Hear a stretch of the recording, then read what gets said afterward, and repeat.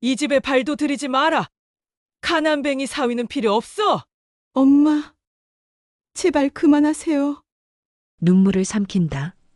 오늘 영상 시작하기 전에 무료 버튼인 구독과 좋아요 눌러주세요.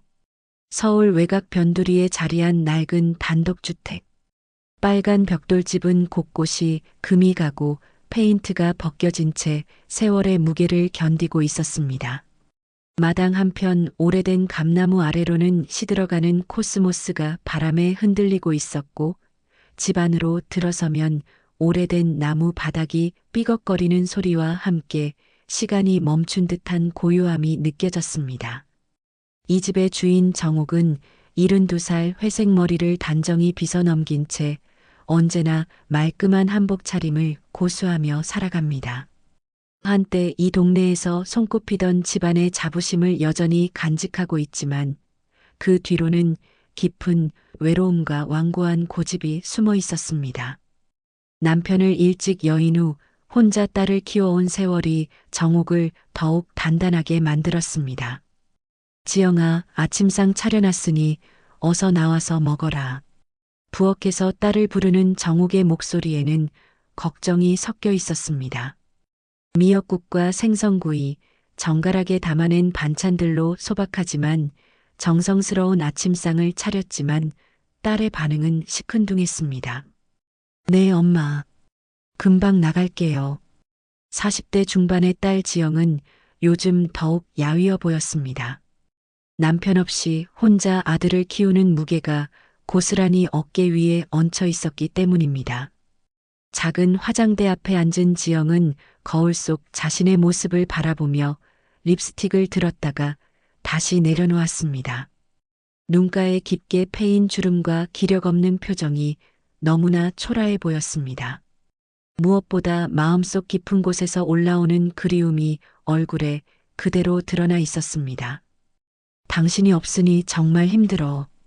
매일이 이렇게 버거운데 어떻게 살아가야 할까? 하지만 엄마한테 뭐라고 말하겠어. 엄마가 그렇게 싫어했던 사람인데. 속으로 중얼거리며 지영은 무거운 마음으로 식탁으로 향했습니다. 요즘 동네 사람들이 자꾸 이상한 소리를 해. 남편도 없는 여자가 혼자 애 키운다고 수군거리더라. 참 뻔뻔하기도 하지. 정옥이 국그릇을 들며 오늘도 어김없이 잔소리를 시작했습니다. 엄마, 그런 말씀 좀 안 하셨으면 좋겠어요. 제가 얼마나 힘든지 아시잖아요. 지영의 목소리에는 깊은 피로감이 묻어났습니다. 뭐가 잘못됐다는 거냐? 사실이잖아.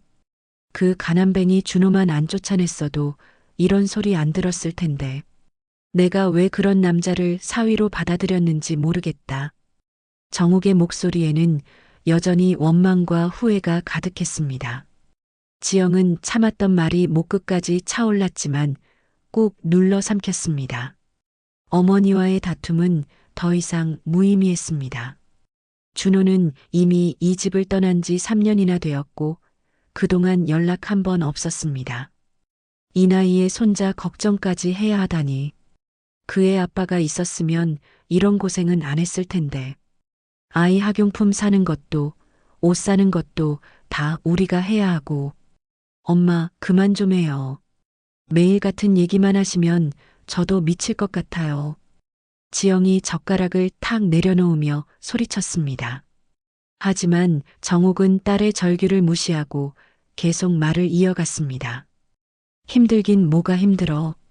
내가 처음에 제대로 된 남자를 만났으면 이런 일도 없었을 거 아니야. 내가 그렇게 반대했는데 왜 안 들었어? 점심때가 되자 지영은 파트타임으로 일하는 동네 마트로 향했습니다. 좁은 골목길을 걸어가는 동안 이웃들의 시선이 따가웠습니다. 동네 아주머니들이 담장 너머로 모여서 수군거리는 모습이 보였습니다. 제 남편은 도대체 언제 돌아오는 거야? 돈도 안 보내는 것 같던데. 정말 무책임한 남자야. 수군거리는 소리가 들리는 것 같아 지영은 발걸음을 재촉했습니다.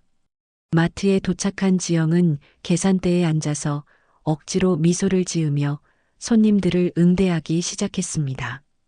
지영아, 참 고생이 많구나. 남편 없이 혼자 애 키우기 얼마나 힘들겠어. 우리 동네에서 너만큼 억척스럽게 사는 사람도 없을 거야. 단골 아주머니가 건네는 말이 동정처럼 들리면서도 깊은 상처가 되었습니다. 언제부터 자신이 이렇게 불쌍한 사람이 되었을까요? 오후에 일찍 퇴근한 지영은 아들이 학교에서 돌아올 시간에 맞춰 집으로 향했습니다. 문구점에 들러 아들의 공책과 색연필을 샀는데 계산을 하면서 지갑 속 얼마 안 되는 돈을 확인하니 마음이 답답했습니다. 3만 원짜리 지폐 몇 장과 동전들이 전부였습니다. 아들이 크면서 드는 돈은 점점 많아지는데 수입은 늘어나지 않았습니다. 저녁에 집으로 돌아오니 정욱이 거실에서 드라마를 보고 있었습니다. 화면 속 주인공이 행복한 가정을 이루는 모습을 보며 씁쓸한 표정을 짓고 있었습니다. 저런 집은 언제나 볼 수 있을까? 정욱의 혼잣말이 거실에 조용히 울렸습니다. 엄마, 저 왔어요. 응, 고생했다. 밥 해놨으니 얼른 먹어라.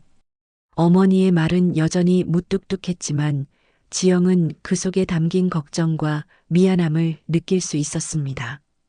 밤이 되자 지영은 아들 방에서 숙제를 도와주며 하루를 마무리했습니다. 엄마, 우리 반 친구들은 다 아빠가 있는데 왜 우리만 아빠가 없어?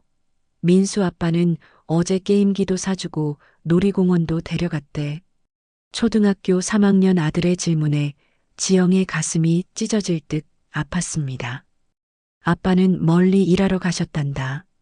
언젠가는 돌아오실 거야. 거짓말이었지만 아이에게 진실을 말할 용기가 없었습니다. 아이가 상처받는 것보다는 차라리 자신이 거짓말쟁이가 되는 것이 나았습니다. 아들을 재우고 난 후 지영은 창문 너머 밤하늘을 바라봤습니다. 별들이 반짝이는 모습이 예전에 남편과 함께 보던 그 밤하늘과 똑같아 보였습니다. 당신은 지금 어디서 무엇을 하고 있을까? 나처럼 이 밤하늘을 보고 있을까? 아니면 나 같은 사람은 아예 잊고 새로운 삶을 살고 있을까? 지영은 베개에 얼굴을 묻으며 조용히 눈물을 흘렸습니다. 어머니가 잠든 것을 확인한 후에야 마음껏 울 수 있었습니다. 한편 정옥은 자신의 방에서 잠들지 못하고 있었습니다. 서랍 깊숙이 숨겨둔 빨간 봉투를 꺼내 들었습니다. 사채업자에게서 온 독촉장이었습니다. 이걸 어떻게 해야 하나? 지영이한테 말할 수도 없고 정욱의 손이 떨렸습니다. 남편이 죽고 난 후 생활비가 부족해서 몰래 빌린 돈이 어느새 눈덩이처럼 불어나 있었습니다. 이자 만월 100만 원이 넘었습니다. 내일 또 전화가 올 텐데 이번에는 어떻게 변명해야 할까? 정욱은 독촉장을 다시 서랍 깊숙이 밀어넣으며 깊은 한숨을 쉬었습니다. 딸에게는 절대 알릴 수 없는 비밀이었습니다. 지영이도 이미 충분히 힘들어하고 있는데 이런 짐까지 지울 수는 없었습니다. 이 집이라도 팔면 되겠지만 그럼 우리가 어디로 가겠어? 정욱은 천장을 바라보며 답답한 마음을 달랠 길이 없었습니다. 그날 밤 모녀는 각자의 방에서 각자의 고민을 안고 잠들지 못했습니다. 지영은 남편에 대한 그리움과 미래에 대한 불안감에, 정옥은 숨겨둔 빚 때문에 뜬 눈으로 밤을 새웠습니다. 거실벽에 걸린 시계 초침 소리만이 고요한 밤을 가르며 똑똑 울려 퍼졌습니다. 감나무 아래 시든 코스모스가 밤바람에 흔들리며 조용히 떨어져 내렸습니다. 새벽부터 내리기 시작한 비가 지붕을 두드리며 음산한 분위기를 만들어내고 있었습니다. 정옥은 평소보다 일찍 잠에서 깨어 서랍 깊숙이 숨겨둔 빨간 봉투를 떨리는 손으로 꺼냈습니다. 채무 금액 8천만 원, 연체이자 포함 총 1억 2천만 원, 최종 통보 후 일주일 내 변제하지 않을 시 담보물 경매 진행. 붉은색 글씨로 쓰인 최종 통보라는 문구가 정옥의 눈에 불길하게 다가왔습니다. 남편이 죽고 난 후 생활비가 부족해서 처음에는 300만 원만 빌렸었는데 월 이자가 30%나 되는 사채 때문에 빚이 눈덩이처럼 불어났습니다. 내가 이렇게 어리석었나? 정옥은 벽에 걸린 남편의 영정사진을 바라보며 울음을 터뜨렸습니다. 여보, 내가 어떻게 해야 해요? 드르르르 전화벨이 요란하게 울렸습니다. 발신자 번호를 보니 사채업자였습니다. 여보세요? 정옥 할머니죠? 김 실장입니다. 어제 보내드린 통지서 확인하셨죠? 차갑고 위협적인 목소리가 들려왔습니다. 그게 좀 더 시간을 주시면. 시간이 없어요, 할머니. 이번이 정말 마지막 통보예요. 딱 일주일만 더 드릴게요. 제발. 손자까지 있는데. 그건 할머니가 알아서 해결하실 문제죠. 그 이후엔 정말 어떻게 될지 모릅니다. 무서운 사람들도 많거든요. 마지막 말에는 노골적인 협박이 담겨 있었습니다. 뚝 끊어진 전화음이 정옥의 귀에 메아리 쳤습니다. 어떻게 하지? 1억 2천만 원이 어디 있겠어. 그때 지영이 방에서 나왔습니다. 엄마, 이른 아침에 누구세요? 정옥은 재빨리 독촉장을 숨기며 애써 태어난 척했습니다. 아무것도 아니야. 보험회사 전화였어.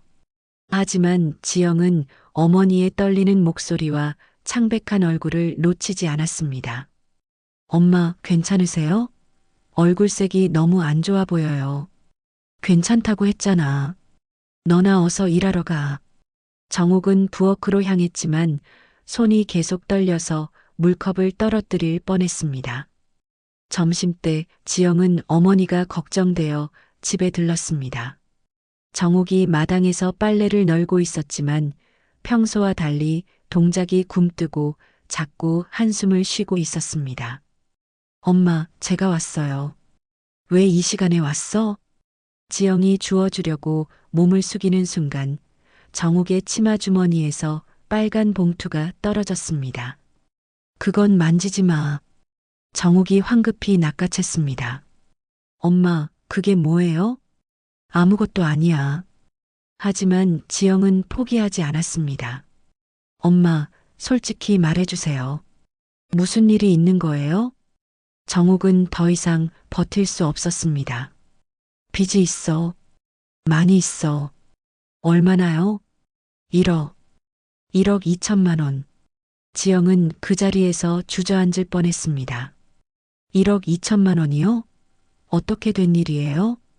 아버지 죽고 나서 처음에는 300만 원만 빌렸는데 정옥이 흐느끼기 시작했습니다. 왜 진작에 말씀 안 하셨어요?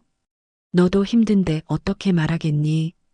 정옥이 독촉장을 지영에게 건넸습니다. 일주일 안에 갚지 못하면 집을 경매로 넘긴다고요? 그래. 이 집이 담보로 잡혀 있어. 그 순간 마당 대문이 삐걱 열리는 소리가 들렸습니다. 검은 정장을 입은 남자 둘이 들어왔습니다. 사채업자들이었습니다. 정옥 할머니 계시죠? 키 큰 남자가 냉소적으로 웃으며 말했습니다. 누구세요? 김 실장입니다. 오늘 아침에 통화했잖아요. 직접 와봤어요. 돈 준비는 하셨어요? 아니면 이 집 포기하실 거예요? 지영이 앞으로 나섰습니다. 저희가 누구신지도 모르는데. 아, 딸분이시군요. 어머니가 1억 2천만 원 빚지신 거 아세요? 지영의 얼굴이 창백해졌습니다. 일주일 안에 못 갚으면 이 집 우리 거예요. 법적으로 문제 없어요. 제발 조금만 더 시간을 주세요. 정옥이 무릎을 꿇으며 애원했습니다. 시간은 이미 충분히 드렸어요. 딱 일주일만 더 드릴게요. 사채업자는 집안을 둘러보며 섬뜩하게 웃었습니다. 그런데 이 집이 1억 값어치가 될까요? 좀 낡아 보이는데. 그럼 부족한 돈은 어떻게 받죠? 노골적인 협박이었습니다. 이 집이 우리가 살 곳인데. 지영이 떨리는 목소리로 말했습니다. 그건 저희 상관없어요. 돈 아니면 집, 둘 중 하나만 선택하세요. 일주일 후에 돈 준비 안 되면 바로 경매 넘어가요. 변명도 소용없고요. 또 다른 사채업자가 정옥에게 다가가 위협적으로 말했습니다. 할머니, 우리가 누군지 아시죠? 돈 안 갚으면 어떻게 되는지도 아시고요. 사채업자들이 돌아간 후 모녀는 마당에 주저앉아 오열했습니다. 엄마, 정말 어떻게 해야 해요? 지영이 울며 어머니를 붙잡았습니다. 모르겠다. 1억이 어디 있겠니? 정옥은 오히려 자포자기하며 화를 냈습니다. 다 내 아버지 죽고 내 남편이 가난해서 벌어진 일이야. 엄마, 이런 상황에서도 그런 말씀을 하세요? 사실이잖아. 준호가 있었으면 이런 일은 없었을 거라고. 빗속에서 모녀는 서로를 원망하며 울부짖었습니다. 그럼 우리가 길바닥에 나앉아야 한다는 말씀이에요? 지영의 절규가 빗소리와 함께 동네에 울려 퍼졌습니다. 그날 저녁 지영은 아들에게 조심스럽게 말했습니다. 우민아, 혹시 이사 가게 될 수도 있어. 왜요? 여기가 좋은데. 아들의 순진한 질문에 지영의 가슴이 찢어졌습니다. 엄마가 다른 일자리를 구해야 할 것 같아. 하지만 지영은 속으로 절망하고 있었습니다. 1억 2천만 원을 일주일 안에 마련하는 것은 불가능했습니다. 그날 밤 정옥은 남편의 영정 앞에서 울었습니다. 여보, 내가 어떻게 해야 할까요? 딸과 손자까지 길바닥에 내보내야 하나요? 지영도 자신의 방에서 천장을 바라보며 중얼거렸습니다. 준호, 당신이 있었다면 정말 이런 일은 없었을까요? 지금 어디서 뭘 하고 있을까요? 창밖으로는 비가 더욱 세차게 내리고 있었고 감나무에서 떨어진 감들이 진흙탕 속에서 뒹굴고 있었습니다. 마치 이 집안의 처참한 현실을 그대로 보여주는 것만 같았습니다. 일주일이라는 시간은 너무나 짧았고 희망은 보이지 않았습니다. 내일 아침이면 또 사채업자의 전화가 걸려올 것이고 하루하루가 지옥 같은 시간이 될 것이었습니다. 정옥과 지영은 각자의 방에서 절망에 빠진 채 밤을 맞았습니다. 빗소리만이 고요한 밤을 가르며 집안에 울려 퍼졌고 거실벽에 걸린 시계는 무정하게 시간을 재촉하고 있었습니다. 비가 그친 다음 날 저녁 정옥과 지영은 여전히 절망에 빠져 있었습니다.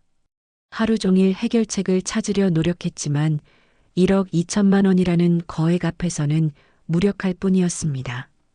지영은 마트에서 일하면서도 계속 이 문제만 생각했고 정옥은 집에서 하루 종일 울기만 했습니다. 엄마, 저녁 드세요. 지영이 소박한 저녁상을 차렸지만 정옥은 젓가락을 들 기운도 없어 보였습니다. 먹고 싶지 않아. 이런 상황에 어떻게 밥이 넘어가겠니? 그래도 드셔야죠. 몸이라도 건강해야. 건강해서 뭐 하겠어. 내일 모레면 이 집에서 쫓겨날 텐데. 모녀가 무거운 침묵 속에서 저녁을 먹고 있을 때였습니다. 부르르르, 부르르르. 집 앞에서 자동차 엔진 소리가 들렸습니다. 정옥과 지영은 동시에 고개를 들었습니다. 혹시 사채업자들이 또 온 건 아닐까 하는 불안감이 엄습했습니다. 누가 올 시간이지? 지영이 창문으로 다가가 밖을 내다보았습니다. 어둠 속에서 검은색 외제차 한 대가 집 앞에 서 있는 것이 보였습니다. 차종을 정확히 알 수는 없었지만 상당히 비싸 보이는 차였습니다. 엄마, 누군가 왔어요. 차가 정말 좋아 보여요. 설마 사채업자들이 더 좋은 차로 바꿔 탄 건 아니겠지? 정옥이 불안해하며 말했습니다. 차 문이 열리는 소리가 들렸습니다. 그리고 잠시 후 또렷또렷한 발걸음 소리가 대문 쪽으로 다가왔습니다. 사채업자들의 거친 발걸음과는 확연히 달랐습니다. 똑똑똑. 정중한 노크 소리가 울렸습니다. 누구세요? 지영이 떨리는 목소리로 물었습니다. 지영 씨, 저예요. 문 너머로 들려온 목소리에 지영은 숨이 멎는 것 같았습니다. 그 목소리는 너무나 익숙했습니다. 3년 동안 잊으려 해도 잊을 수 없었던 그 목소리였습니다. 준호? 지영이 믿을 수 없다는 듯 중얼거렸습니다. 정욱도 그 목소리를 알아들었습니다. 얼굴이 일순간 굳어졌습니다. 설마 그자가 다시 온 건 아니겠지? 지영은 떨리는 손으로 문을 열었습니다. 문 앞에는 말끔한 검은색 양복을 입은 남자가 서 있었습니다. 3년 전 이 집을 떠날 때의 초라한 모습과는 전혀 다른 모습이었습니다. 준호, 정말 당신이에요? 지영의 눈에서 눈물이 흘러내렸습니다. 안녕하세요, 지영 씨. 준호는 차분한 목소리로 인사했습니다. 예전보다 훨씬 성숙해 보였고 자신감도 넘쳐 보였습니다. 양복도 고급스러웠고 머리도 깔끔하게 정리되어 있었습니다. 어떻게, 왜 갑자기? 지영은 말을 잇지 못했습니다. 너무 갑작스러운 일이었기 때문입니다. 그때 정욱이 뒤에서 나타났습니다. 여기가 뻔뻔하게 다시 올 곳인 줄 알아? 정욱의 목소리는 차가웠지만 예전만큼 위압적이지는 않았습니다. 현재 상황이 워낙 절망적이어서 그런지 기운이 없어 보였습니다. 준호는 정욱을 바라보며 정중하게 고개를 숙였습니다. 안녕하세요, 어머님. 어머님은 무슨 어머님이야? 내가 언제 내 어머니 되겠다고 했니? 하지만 준호의 눈빛은 예전과 달랐습니다. 차갑지만 흔들리지 않았습니다. 예전에는 정욱의 말 한마디에도 주눅이 들곤 했는데 지금은 당당해 보였습니다. 들어오셔도 될까요? 들어올 이유가 뭐가 있어? 돈 달라고 온 거야? 정욱이 비꼬듯 말했습니다. 그런 게 아닙니다. 잠깐 이야기할 게 있어서요. 준호는 여전히 정중했지만 단호했습니다. 지영이 어머니를 말렸습니다. 엄마, 일단 들어오게 해주세요.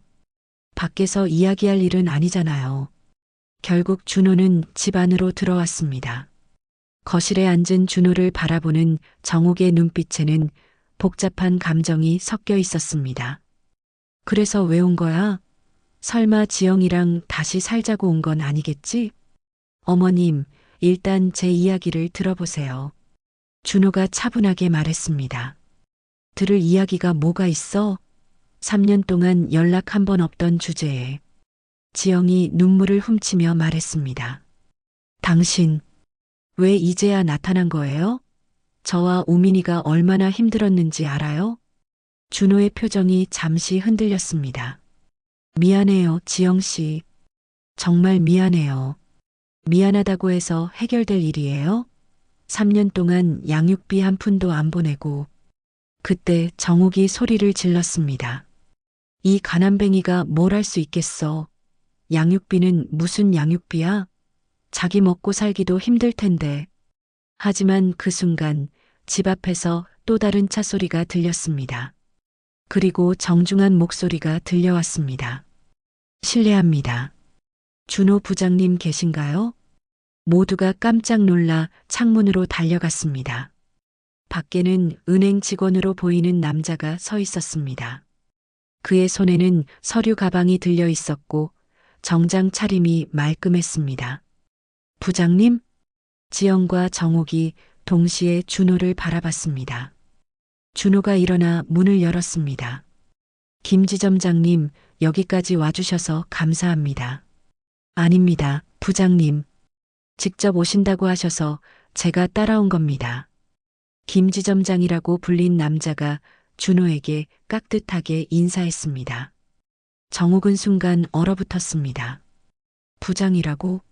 그것도 은행 지점장이 직접 찾아와서 인사하는 부장이라고? 잠깐, 뭔가 이상한데. 정욱이 중얼거렸습니다. 지영도 믿을 수 없다는 표정으로 준호를 바라봤습니다. 3년 전 이 집을 떠날 때 준호는 변변한 직업도 없었고 정옥에게 가난뱅이라는 소리를 들으며 쫓겨나다시피 했었습니다. 김지점장님, 잠깐만 기다려주세요.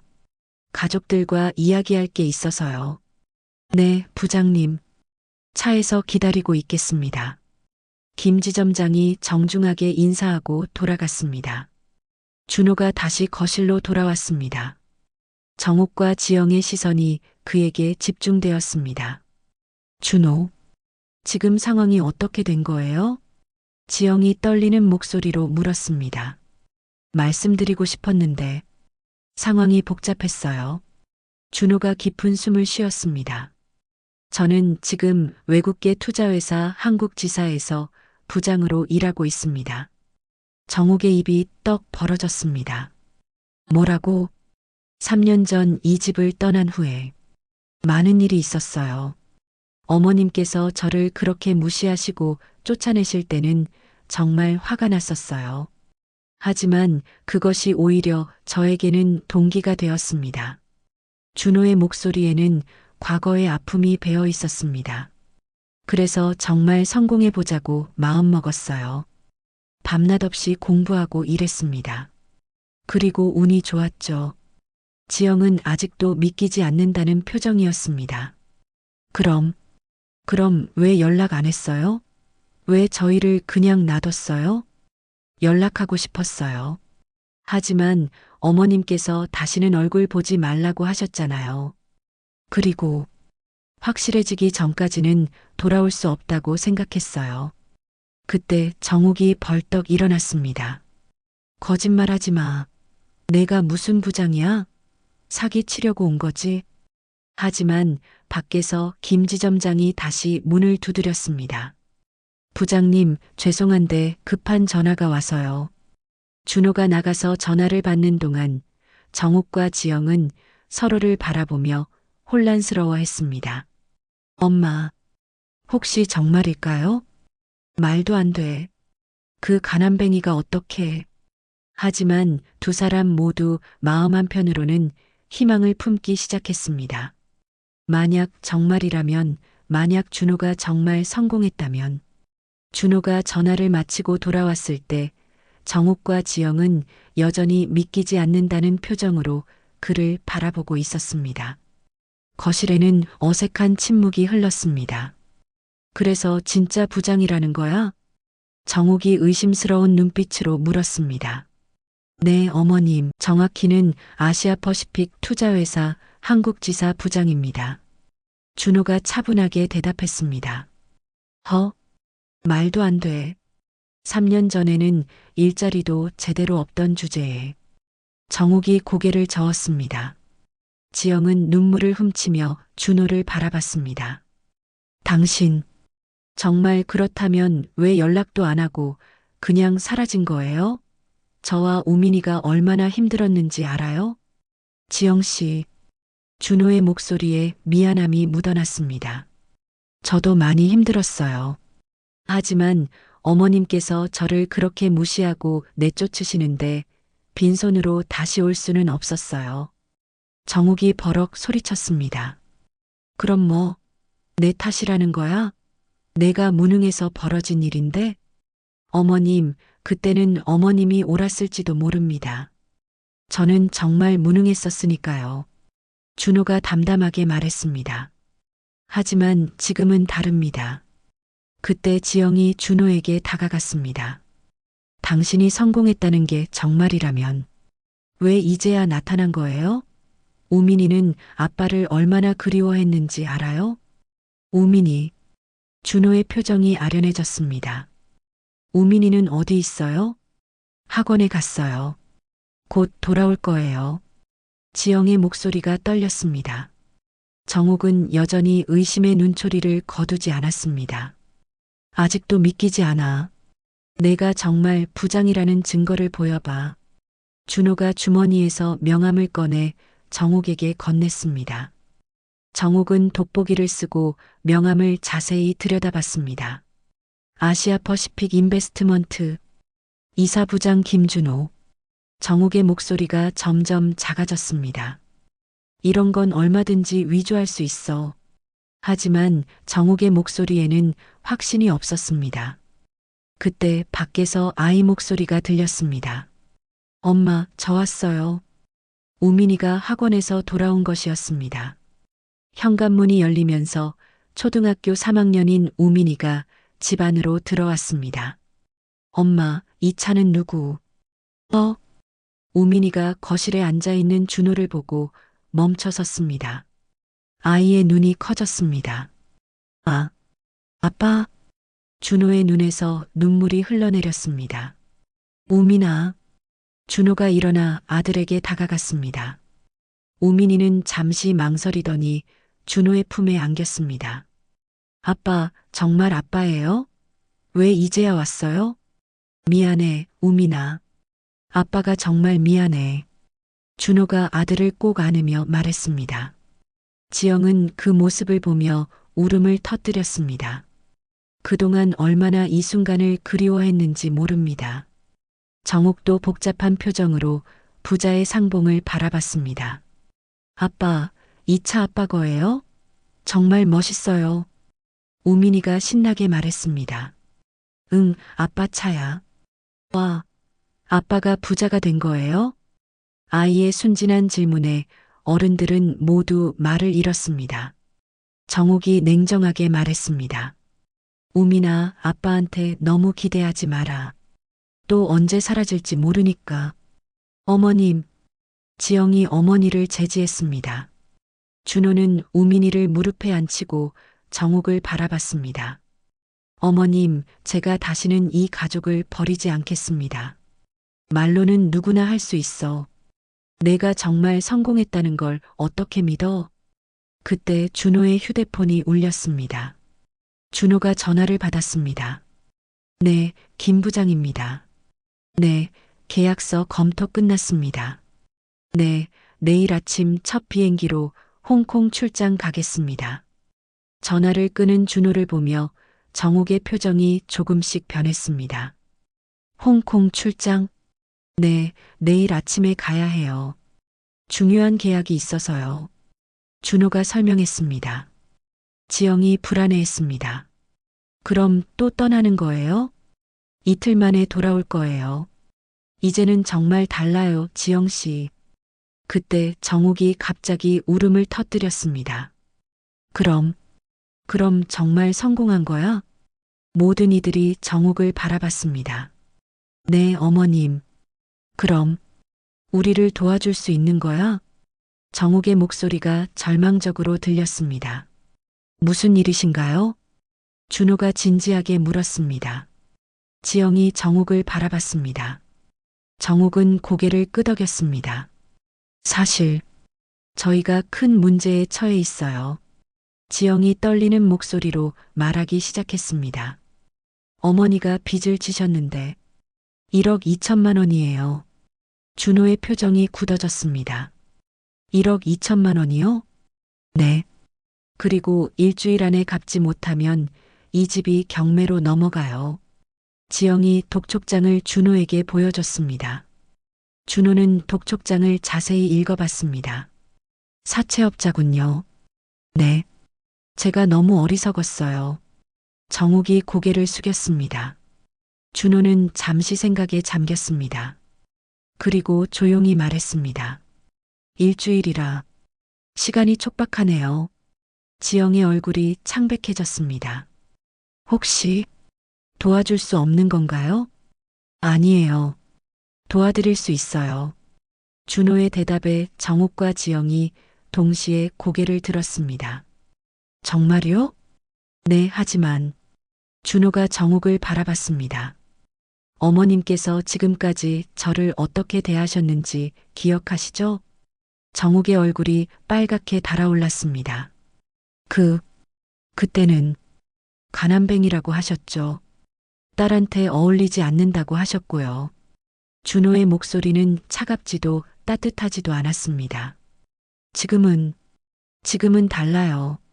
정옥이 떨리는 목소리로 말했습니다. 달라졌다는 게 무슨 의미인가요? 준호가 물었습니다. 내가 잘못 생각했어요. 당신을 잘못 봤어요. 정옥의 목소리에 진심이 담겨 있었습니다. 지영이 준호의 손을 잡았습니다. 당신, 정말 도와줄 수 있어요? 할 수 있어요. 하지만 조건이 있어요. 준호가 단호하게 말했습니다. 무슨 조건이요? 어머님께서 진심으로 사과하셔야 해요. 그리고 앞으로는 저를 가족으로 인정해 주셔야 해요. 정옥은 잠시 망설였습니다. 평생 자존심을 지키며 살아온 그녀에게는 쉽지 않은 일이었습니다. 하지만 1억 2천만 원이라는 현실 앞에서, 그리고 가족을 잃을 수도 있다는 두려움 앞에서 정옥은 무릎을 꿇었습니다. 사위야, 내가 잘못했다. 나를 용서해다오. 정옥의 무릎 꿇린 사과를 받은 준호는 잠시 복잡한 표정을 지었습니다. 3년 전 이 집에서 받았던 모욕과 상처가 떠올랐지만 지금은 그런 감정에 휩쓸릴 때가 아니었습니다. 어머님, 일어나세요. 준호가 정옥을 부축해 일으켰습니다. 정말 도와주실 건가요? 지영이 간절한 눈빛으로 물었습니다. 네, 내일 홍콩 출장에서 돌아오는 대로 바로 처리하겠습니다. 그때 우민이가 아빠에게 매달렸습니다. 아빠, 이제 우리 같이 살 수 있어요? 그럼 우민아, 아빠가 이제 가족을 지킬 수 있어. 준호가 아들의 머리를 쓰다듬었습니다. 하지만 그 순간 집 밖에서 시끄러운 소리가 들렸습니다. 대문이 거칠게 열리는 소리와 함께 무거운 발걸음이 마당으로 들어왔습니다. 정옥 할머니, 나와보세요. 험한 목소리가 집안까지 울려 퍼졌습니다. 모두의 얼굴이 창백해졌습니다. 누가 왔나? 준호가 창문으로 다가가 밖을 내다봤습니다. 검은 정장을 입은 남자 서너 명이 마당에 서 있었습니다. 어제 왔던 사채업자들보다 더 많았고 더 위협적으로 보였습니다. 사채업자들이에요. 지영이 떨리는 목소리로 말했습니다. 정옥 할머니, 돈 준비했어요? 밖에서 큰 소리가 들렸습니다. 정옥이 벌벌 떨며 준호를 바라봤습니다. 어떻게 해요? 당신이 내일까지 없는데. 일단 제가 나가서 이야기해 보겠습니다. 준호가 일어서려 했지만 지영이 그의 팔을 붙잡았습니다. 안 돼요. 위험해요. 괜찮아요. 제가 처리할 수 있어요. 준호가 문을 열고 나가려 했지만 사채업자들이 먼저 집 안으로 들어왔습니다.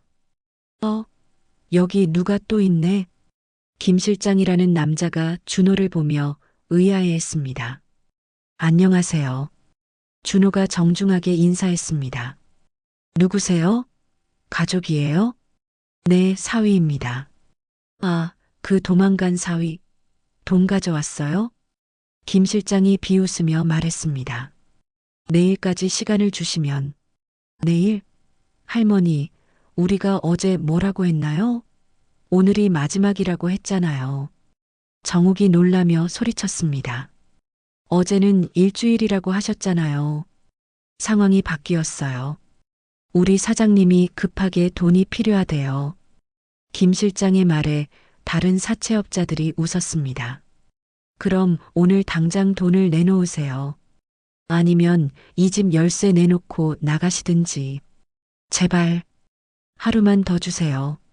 정욱이 애원했지만 사채업자들은 들은 척도 하지 않았습니다. 할머니, 우리도 사업하는 사람들이에요. 약속은 지켜야죠.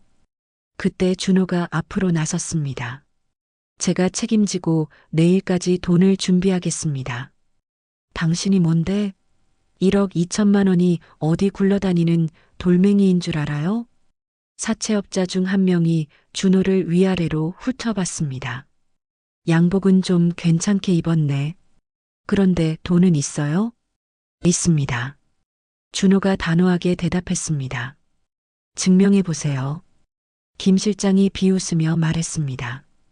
어떻게 증명하길 원하십니까? 은행 잔고라도 보여주든지 아니면 지금 당장 돈을 가져오든지. 그때 지영이 나섰습니다. 정말 내일까지만 기다려주세요. 제발이요. 아가씨, 인정사정은 없어요. 돈 장사에서 감정은 금물이거든요. 사채업자들은 집안을 둘러보기 시작했습니다. 이 집이 얼마나 될까요? 땅값 포함해서 한 7천만 원? 8천만 원? 그럼 부족한 돈은 어떻게 받죠? 또 다른 사채업자가 섬뜩하게 웃었습니다. 다른 방법이 있겠죠. 몸으로라도 갚아야죠. 노골적인 협박이었습니다. 정욱이 무서워서 떨기 시작했습니다. 제발, 제발이요. 할머니, 우리가 무서운 사람들이라는 거 아시죠? 돈 못 갚으면 어떻게 되는지도 아시고. 그때 우민이가 무서워서 엄마 뒤로 숨었습니다. 아이도 있는데 이렇게 하시면 안 되죠. 준호가 차분하지만 단호하게 말했습니다. 그럼 당신이 책임져요. 지금 당장 돈 가져올 수 있어요? 내일 아침에 가져오겠습니다. 안 돼요. 지금 당장이요. 김 실장이 소리쳤습니다. 그럼 이 집 비우세요. 지금 당장. 어디로 가라는 거예요? 지영이 울면서 말했습니다. 그건 우리 상관없어요. 길바닥에 나앉든 말든. 정욱이 그 말을 듣고 주저앉았습니다. 내가 이 나이에 길바닥에 나앉아야 한단 말이냐? 할머니. 지영이 어머니를 붙잡으며 함께 무너져 내렸습니다. 엄마, 할머니.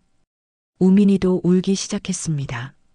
준호는 이 상황을 더 이상 보고 있을 수 없었습니다. 잠깐만요. 준호가 휴대폰을 꺼내 어디론가 전화를 걸었습니다. 여보세요, 김지점장님? 긴급한 일이 생겼습니다. 네, 지금 당장 필요해요. 1억 2천만 원. 네, 현금으로. 사채업자들이 준호의 전화를 듣고 있었지만 여전히 믿지 않는 눈치였습니다. 또 연기하려고 하네. 할머니, 우리 더 이상 못 기다려요. 짐 싸세요. 1시간 안에 나가셔야 해요. 사채업자들이 무자비하게 말했습니다. 정욱이 오열하며 소리쳤습니다. 제발, 조금만 더. 손자까지 있는데. 그건 우리 상관없어요. 그때 준호가 전화를 끊고 말했습니다. 30분만 기다려주세요. 은행에서 직접 가져다 줍니다. 또 거짓말이죠? 누가 믿어요? 김 실장이 코웃음 쳤습니다. 정말입니다.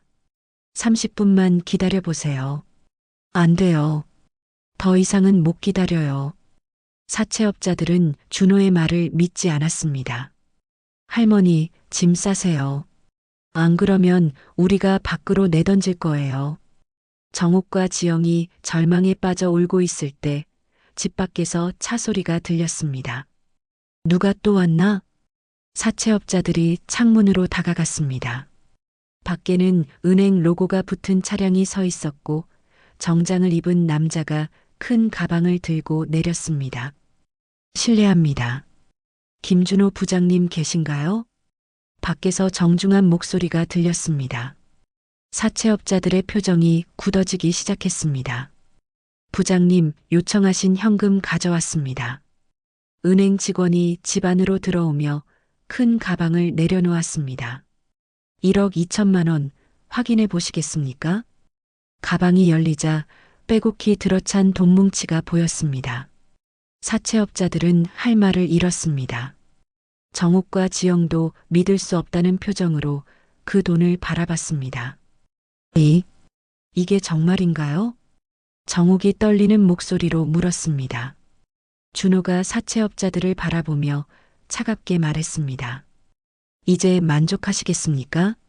가방 속에 빼곡히 들어찬 돈 뭉치를 본 사채업자들의 얼굴이 순간 굳어졌습니다. 김 실장은 믿을 수 없다는 표정으로 돈을 바라봤습니다. 이게 정말 1억 2천만 원이에요? 네, 맞습니다. 은행 직원이 정중하게 대답했습니다. 김준호 부장님께서 긴급 인출 요청하셔서 준비해 왔습니다. 사채업자들은 서로 눈빛을 주고받았습니다. 예상치 못한 상황이었습니다. 진짜 부장이었구나. 사채업자 중 한 명이 중얼거렸습니다. 준호가 차분하게 말했습니다. 자, 이제 돈을 받으시고 차용증과 담보 관련 서류를 모두 돌려주세요. 김 실장이 당황한 기색을 보이며 말했습니다. 아, 네. 그런데 수수료가... 수수료요? 준호의 목소리가 차가워졌습니다. 계약서에 명시된 금액 외에 추가 수수료는 없는 것으로 알고 있는데요. 그게 현금으로 받을 때는 법적으로 문제가 될 수 있는 말씀을 하고 계시네요. 준호가 단호하게 말하자 사채업자들이 움찔했습니다. 알겠습니다. 1억 2천만 원만 받겠습니다. 김 실장이 마지못해 돈을 세기 시작했습니다. 다른 사채업자들도 함께 돈을 확인했습니다. 정옥과 지영은 아직도 꿈을 꾸는 것 같았습니다. 방금 전까지만 해도 길바닥에 나앉을 뻔했는데 이제 빚이 모두 해결된다니 믿기지 않았습니다. 엄마, 정말 끝난 건가요? 지영이 떨리는 목소리로 물었습니다. 그런 것 같아. 정옥도 아직 현실감이 없었습니다. 돈을 다 센 김 실장이 서류를 꺼냈습니다. 여기 차용증과 담보 설정 해지 서류입니다. 준호가 서류를 꼼꼼히 확인했습니다. 이 서류 말고 다른 것도 있지 않나요? 네. 혹시 담보 설정과 관련된 등기부등본 원본이나 기타 서류들 말입니다. 준호의 날카로운 질문에 사채업자들이 서로를 바라봤습니다. 아, 그것도 있습니다. 김 실장이 가방에서 추가 서류들을 꺼냈습니다. 준호는 모든 서류를 하나하나 확인한 후 은행 직원에게 말했습니다. 김 지점장님, 이 서류들이 정식으로 해지된 것이 맞는지 확인해 주시겠어요? 네, 부장님. 은행 직원이 서류들을 검토했습니다. 네, 모든 담보 설정이 정식으로 해지되었습니다. 이제 이 집은 완전히 정옥 할머니 소유입니다. 그제야 정옥이 실감했습니다. 정말로 내 집이 지켜진 거야? 네, 어머님. 이제 안전합니다. 준호가 미소를 지으며 말했습니다. 사채업자들이 돈을 챙겨나가면서 김 실장이 준호에게 말했습니다. 부장님, 죄송합니다. 몰라봤습니다. 괜찮습니다. 앞으로는 이런 식으로 장사하지 마세요. 준호의 말에 사채업자들이 고개를 숙이고 나갔습니다. 집안이 조용해지자 정옥이 준호 앞에서 다시 무릎을 꿇었습니다. 사위야, 정말 고맙다. 내가 아니었으면 우리 가족이 어떻게 됐을지. 어머님, 일어나세요. 준호가 정옥을 부축했습니다. 이제 정말 우리 가족이 됐으니까요. 지영이 준호에게 달려가 안겼습니다. 당신, 정말 고마워요. 어떻게 감사 인사를 해야 할지. 지영 씨, 저도 이 가족의 일원이잖아요. 우민이도 아빠에게 달려와 안겼습니다. 아빠, 정말 대단해요. 우리 집을 지켜줘서 고마워요. 은행 직원이 준호에게 말했습니다. 부장님, 그럼 저는 이만 가보겠습니다. 네, 고생하셨습니다. 은행 직원이 나간 후 가족들만 남았습니다. 정옥이 준호를 바라보며 말했습니다. 내가 정말 이렇게 성공할 줄 몰랐어.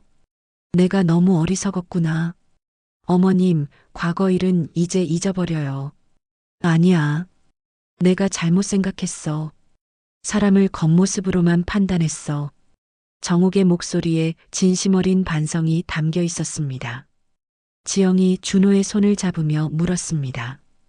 당신, 정말 어떻게 이렇게 성공하게 된 거예요? 준호가 깊은 숨을 쉬며 말하기 시작했습니다. 3년 전 이 집을 떠날 때 저는 정말 분했어요. 하지만 그 분함이 저에게 동기가 됐어요. 어떤 동기요? 정말 성공해서 어머님을 인정받고 싶었어요. 그래서 밤낮 없이 공부했어요. 준호가 계속 이야기했습니다. 처음에는 작은 투자회사에 들어갔어요. 말단 직원이었지만 정말 열심히 했어요. 영어 공부도 하고 투자 이론도 공부하고. 그래서 부장까지 된 거예요? 운도 좋았어요. 제가 분석한 투자안이 큰 수익을 냈거든요. 그래서 승진도 빨랐고 지금은 아시아 퍼시픽 지역을 담당하고 있어요. 정욱이 감탄하며 말했습니다. 정말 대단하구나. 내가 너를 얼마나 잘못 봤는지. 어머님, 그때 어머님 말씀도 틀리지 않았어요. 저는 정말 무능했었으니까요. 아니야. 난 내 가능성을 보지 못했어. 너를 진짜 사위로 대접하지 못했어. 우민이가 아빠에게 물었습니다. 아빠, 그럼 이제 우리 계속 같이 살 수 있어요? 물론이지, 우민아. 아빠가 다시는 떠나지 않을게. 지영이 걱정스럽게 물었습니다. 그런데 내일 홍콩 출장은 어떻게 해요? 회사에 연락해서 일정을 조정하겠어요. 가족이 더 중요하니까요. 준호가 휴대폰을 꺼내 회사에 전화했습니다. 여보세요, 상무님? 김준호입니다. 네, 홍콩 출장 건인데 가족 응급 상황이 생겨서 하루 연기할 수 있을까요? 네, 감사합니다. 전화를 끄는 준호를 보며 정욱이 말했습니다. 내가 이렇게 책임감 있는 사람인 줄 몰랐어. 어머님, 저도 많이 성장했어요. 가족의 소중함도 알게 됐고요. 지영이 눈물을 흘리며 말했습니다. 당신이 없는 3년이 정말 힘들었어요. 매일 밤 당신을 그리워했어요. 저도 마찬가지였어요. 하루도 가족 생각 안 한 날이 없었어요. 정욱이 일어나서 준호에게 깊게 절했습니다. 사위야, 정말 미안했다. 그리고 고맙다. 내 덕분에 우리 가족이 다시 하나가 됐구나. 어머님, 이제 정말 새 출발해요. 과거는 모두 잊고요. 우민이가 기뻐하며 말했습니다. 이제 정말 행복한 가족이 될 수 있겠네요. 그날 밤 3년 만에 온 가족이 함께 저녁을 먹었습니다. 정욱은 정성스럽게 음식을 준비했고 지영은 행복한 미소를 지었습니다. 우민이는 아빠와 함께 있다는 것만으로도 신이 났습니다. 정말 꿈 같아요. 지영이 중얼거렸습니다. 꿈이 아니에요. 이제 현실이에요. 준호가 가족들을 바라보며 말했습니다. 마당의 감나무에는 붉은 감이 주렁주렁 열려 있었습니다. 마치 이 가족의 새로운 시작을 축복하는 것처럼 말입니다. 다음 날 아침, 온 가족이 함께하는 평화로운 아침 식사 시간이었습니다. 정욱은 정성스럽게 준비한 아침상을 차리며 준호를 바라봤습니다. 어제까지만 해도 믿기지 않았던 일들이 현실이 되어 있었습니다. 사위야, 정말 고마워. 내가 아니었으면. 어머님, 이제 그런 말씀 그만하세요. 우리 가족이잖아요. 준호가 미소를 지으며 말했습니다. 우민이가 아빠 옆에 앉으며 신나게 말했습니다. 아빠, 오늘 학교에서 친구들한테 자랑할 거예요. 우리 아빠가 정말 멋있다고. 우민아, 너무 자랑하지는 마라. 지영이 웃으며 아들을 달랬습니다. 그때 집 밖에서 웅성거리는 소리가 들렸습니다. 창문으로 내다보니 동네 사람들이 모여서 수군거리고 있었습니다. 어제 여기서 무슨 일이 있었대? 사채업자들이 와서 난리였다던데. 그런데 갑자기 돈 많은 사람이 나타나서 다 해결했다더라. 동네 아주머니들의 수군거림이 지방까지 들렸습니다. 정욱이 걱정스러운 표정을 지었습니다. 사람들이 너무 관심을 가지는 것 같아. 괜찮아요, 어머님. 시간이 지나면 잊을 거예요. 하지만 준호의 예상과 달리 동네 사람들의 관심은 더욱 커져갔습니다. 점심때가 되자 집 앞에는 더 많은 사람들이 모여들었습니다. 정욱 씨 사위가 정말 부자라며? 어제 은행에서 현금을 가져왔다던데? 차도 정말 비싸 보이더라. 마트에서 일하던 지영도 동네 사람들의 시선을 감당하기 어려웠습니다. 지영아, 내 남편 정말 성공했구나. 우리가 몰라봤네. 그런데 진짜 어떤 일 하는 거야? 갑자기 그렇게 많은 돈을. 끊임없는 질문에 지영은 당황스러웠습니다. 그냥 회사 다녀요. 무슨 회사인데? 1억 넘는 돈을 하루 만에 구할 수 있는 회사가 오후가 되자 더 큰 문제가 생겼습니다. 동네에 낯선 사람들이 나타나기 시작한 것입니다. 김준호 씨 집이 여기 맞나요? 정장을 입은 남자가 집 앞에서 물어봤습니다. 누구세요? 정욱이 조심스럽게 물었습니다. 저는 투자 상담사인데요. 김준호 부장님과 상담을 하고 싶어서요. 투자 상담사? 그때 또 다른 사람이 나타났습니다. 혹시 김준호 부장님 계세요? 저는 보험 설계사인데. 점점 더 많은 사람들이 몰려들었습니다. 소문이 퍼지면서 준호를 만나려는 사람들이 늘어난 것입니다. 이게 뭔 일이야? 정욱이 당황했습니다. 저녁에 준호가 돌아왔을 때 집 앞에는 여전히 사람들이 몰려 있었습니다. 준호 부장님, 잠깐만 시간 내주세요. 사람들이 준호를 둘러쌌습니다. 간신히 집 안으로 들어온 준호를 보며 지영이 걱정스럽게 말했습니다. 당신, 이게 무슨 일이에요? 하루 종일 사람들이 몰려와서 소문이 퍼진 것 같네요. 준호가 한숨을 쉬었습니다. 정욱이 불안해하며 말했습니다. 이러다가 문제 생기는 거 아니야? 너무 주목받는 것 같아. 그때 우민이가 학교에서 돌아왔습니다. 아이의 표정이 어두웠습니다. 우민아, 왜 그래? 지영이 아들을 보며 물었습니다. 엄마, 학교에서 친구들이 이상한 말을 해요. 무슨 말? 우리 아빠가 나쁜 일 하는 거 아니냐고. 갑자기 돈이 많아졌으니까. 준호의 표정이 굳어졌습니다. 누가 그런 말을 했어? 친구들 부모님들이 그런 말씀을 하신대요. 하루 만에 1억 넘는 돈을 구할 수 있는 건 이상하다고. 지영이 분노했습니다. 말도 안 돼. 당신이 정당하게 번 돈인데. 하지만 소문은 걷잡을 수 없이 퍼져갔습니다. 동네 사람들 사이에서는 온갖 추측이 난무했습니다. 혹시 사채업자와 짜고 치는 거 아니야? 아니면 불법적인 일을 하는 거 아닐까? 하루 만에 그런 돈을 구한다는 게 말이 돼? 이런 소문들이 준호의 귀에도 들어왔습니다. 그날 밤 준호는 가족들을 모두 거실에 모았습니다. 가족 여러분, 중요한 말씀을 드리겠습니다. 모두가 진지한 표정으로 준호를 바라봤습니다. 제가 정확히 어떤 일을 하는지 말씀드리지 못했는데 이제 모든 걸 알려드리겠습니다. 준호가 가방에서 서류들을 꺼냈습니다.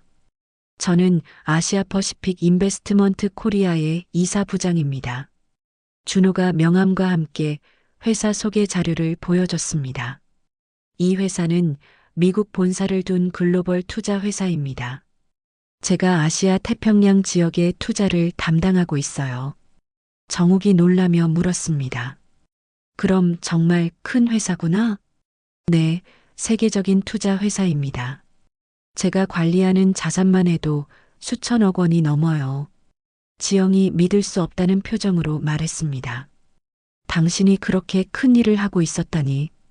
그래서 어제 1억 2천만 원 정도는 어려운 금액이 아니었어요. 제 개인 자산으로도 충분히 감당할 수 있는 금액이었거든요. 준호가 통장을 보여줬습니다. 잔고를 본 가족들은 입을 다물지 못했습니다. 이게 다 당신 돈이야? 정욱이 떨리는 목소리로 물었습니다. 네, 지난 3년간 열심히 일한 결과입니다. 우민이가 자랑스럽게 말했습니다. 와, 우리 아빠가 정말 대단한 사람이었구나.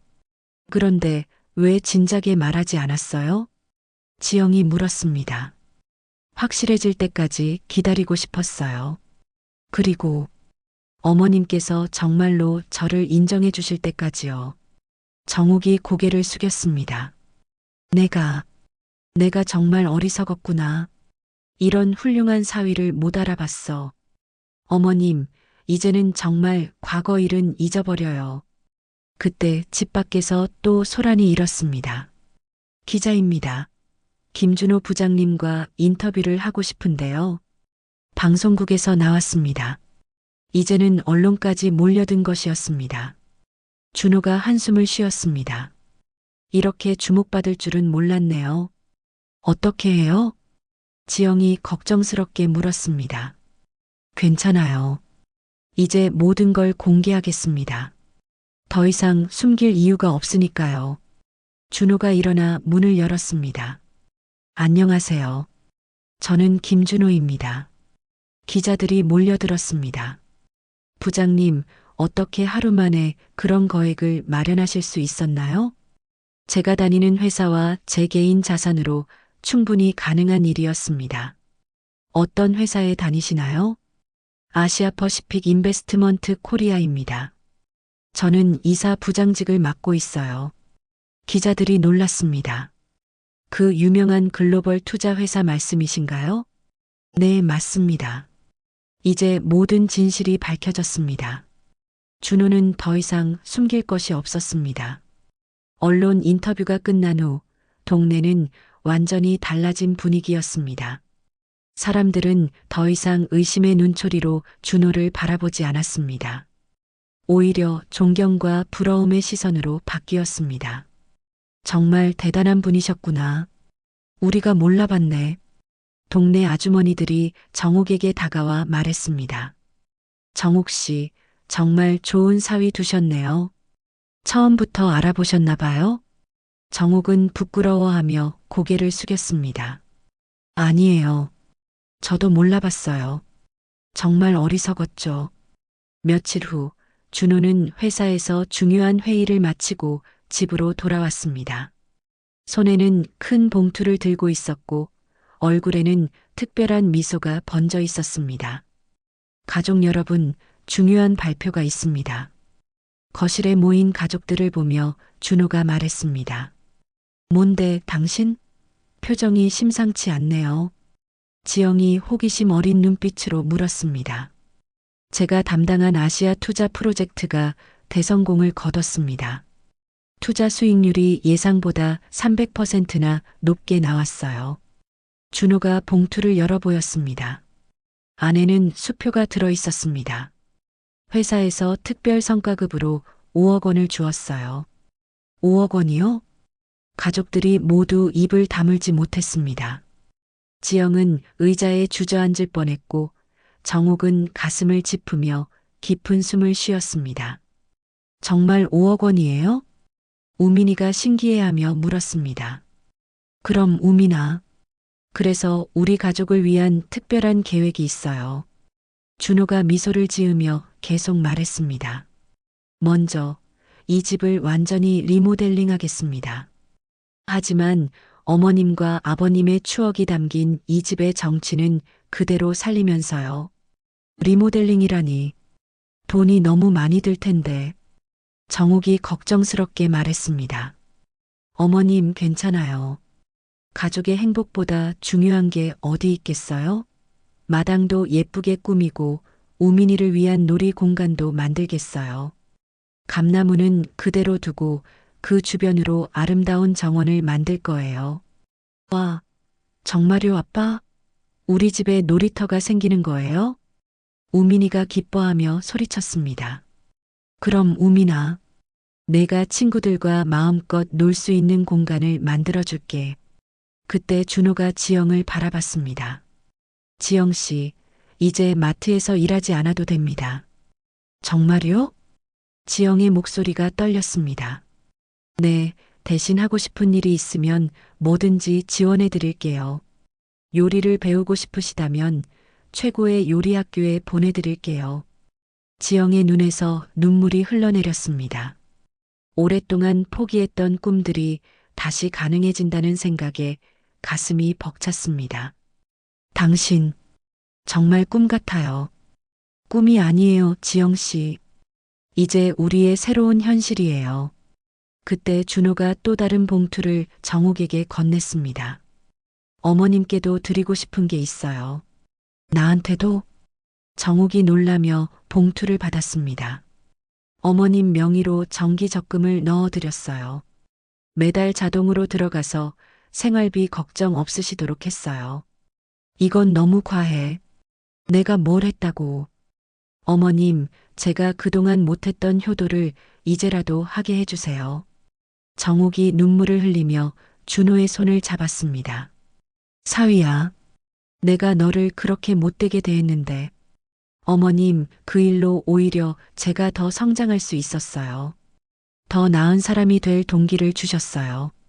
그날 저녁 가족들은 오랜만에 고급 레스토랑에서 외식을 했습니다. 호텔 최상층에 있는 레스토랑에서 야경을 바라보며 식사하는 것은 이 가족에게는 처음 있는 일이었습니다.